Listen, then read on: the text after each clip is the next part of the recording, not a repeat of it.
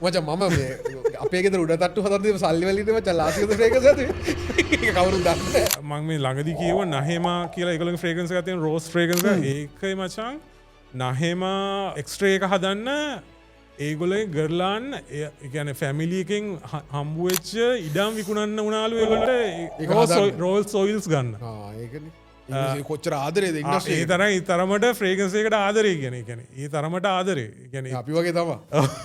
එච්චර විශ්වාසත් තිබිලා තියෙනවා මචං මම මේ අපේ ගෙදර උඩ තට්ටු හදද්දී සල්ලි වලින් මචං ලාසිකද ෆ්‍රේග්‍රන්ස් ඇති ඒක කවුරුත් දන්නේ නැහැ මචං තාමුට තට්ටු හදාගන්න බැරිලා තියෙනවා අන්න ඒ වගේ එක ඒතර එච්චර ඩෙඩිකේෂන් එක හවුස් එක බෑන්ක්‍රප් වෙන්න තරමට ඒක ඒගොල්ලෝ වෙන කැප වෙලා තියෙනවා ඉතින් ඒක ගැන කියන්න ඕනේ ඉතින් ඒක ඇත්තටම ඇප්‍රීෂিয়েට් කරන්න ඕන අප්‍රීෂিয়েට් කරන්න ඕනේ